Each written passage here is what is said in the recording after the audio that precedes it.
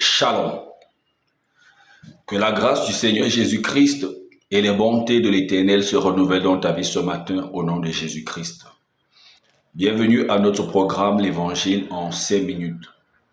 Ce matin, nous voulons parler sur le thème « La foi pratique qui n'échoue jamais ».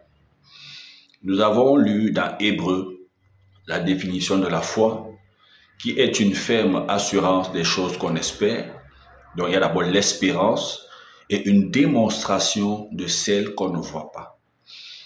Donc, ce matin, nous voulons parler de la foi pratique, celle-là qui n'échoue jamais. Et ce que nous voulons vous faire comprendre, c'est qu'il s'agisse de la vue, de l'ouïe, du goûter, de l'odorat ou encore du toucher. Les 5 sens que Dieu nous a donnés sont des points de contact par lesquels les informations parviennent à notre cœur et à notre cerveau.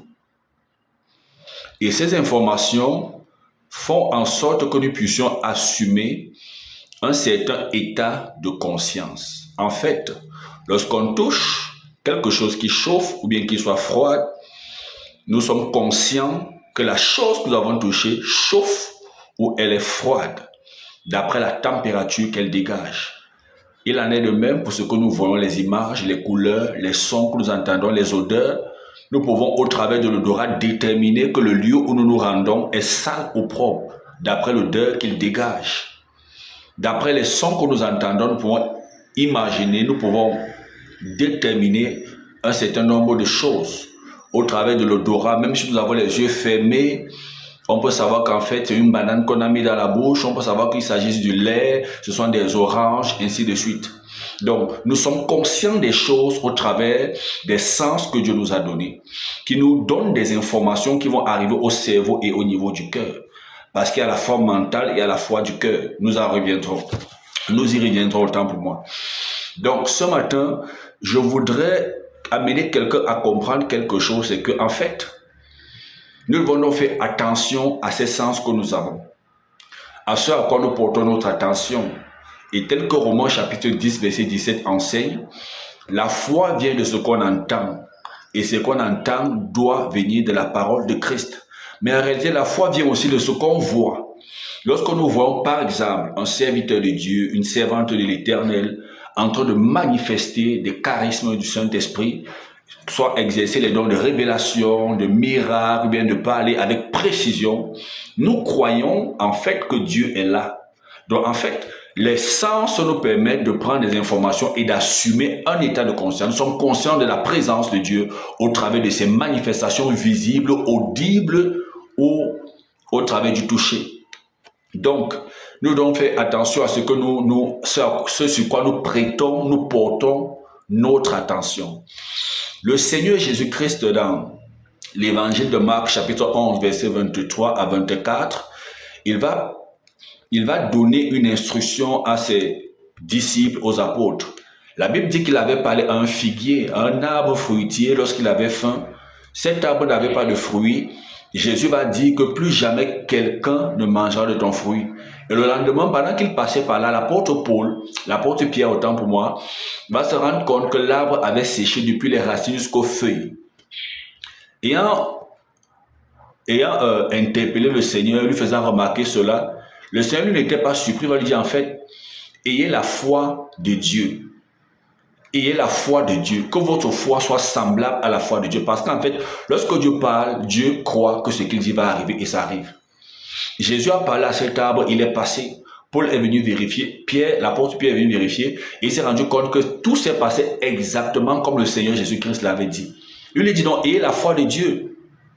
Ayez la foi de Dieu, ayez la foi lorsque vous parlez, ayez la conviction de ce que vous dites, que cela va arriver. Et il va donc leur dire que si vous croyez, vous pourrez faire non seulement ce que j'ai fait à cet arbre, mais vous pourrez déplacer des montagnes. C'est ce que Jésus-Christ va dire. Et par la suite, il va terminer en disant, lorsque vous priez, tout ce que vous demandez, croyez que vous l'avez reçu et vous le verrez s'accomplir. En fait, il est question de croire qu'on a reçu quelque chose après avoir prié, après avoir demandé. Donc nous demandons et nous croyons que nous avons reçu. En fait, c'est ici le secret. Une fois pendant que je rendais ministère, je crois, bon, il y a beaucoup d'années aujourd'hui, l'Esprit me dit de dire au peuple, croire, c'est recevoir. Donc, après que le message ait été prêché, c'est pas moi qui ai prêché ce jour, je devais rendre ministère dans la guérison et dans la délivrance. Quand je prenais la parole, j'entendais l'Esprit me dire, dis à mon peuple que croire, c'est recevoir. Alors j'ai dit ce que l'Esprit m'a dit, ouvrez vos cœurs et croyez. Croyez au message qui a été prêché. Croyez, parce que croire en fait, c'est recevoir.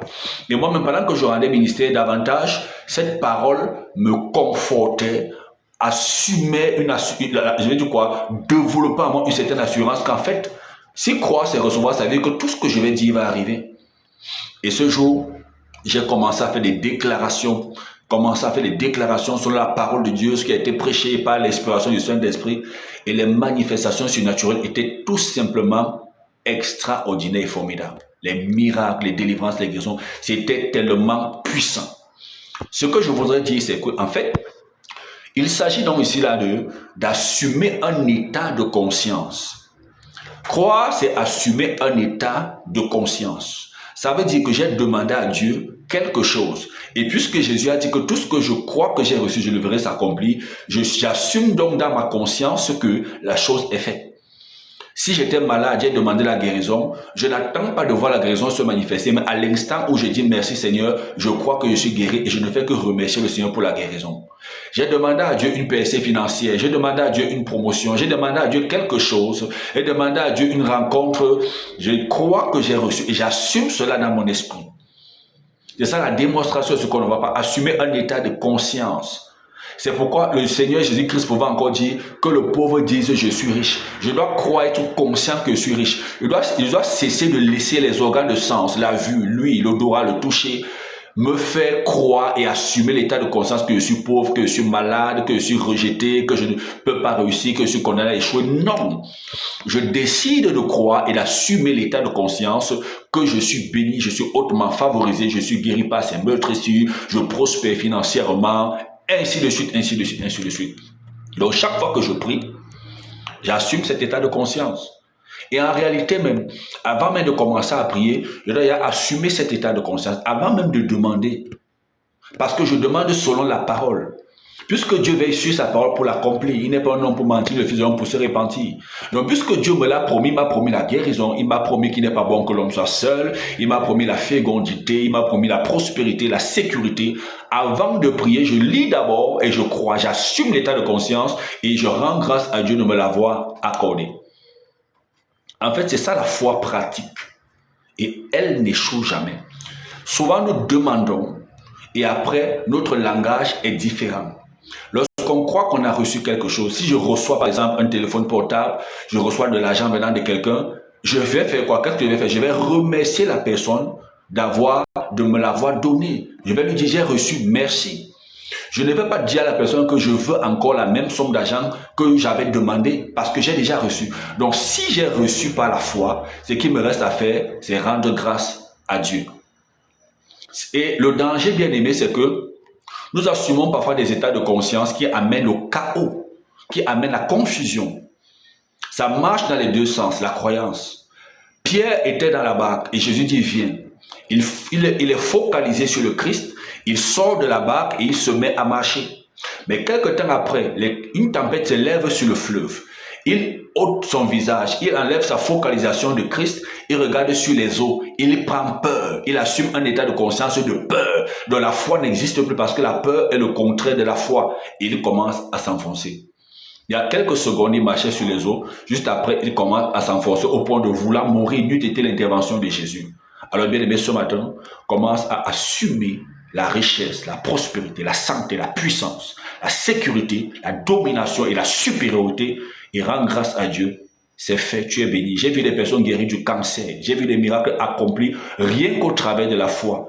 Assumer un état de conscience parce que Jésus-Christ l'a déjà fait, il a tout accompli. Alors travaille à assumer des états de conscience qui vont manifester, qui vont faciliter, qui vont catalyser l'accomplissement de la parole de Dieu dans ta vie. Tu es béni et tu es hautement favorisé. Si tu as été béni, tu peux partager, tu peux liker, tu peux commenter. Shalom et à très bientôt.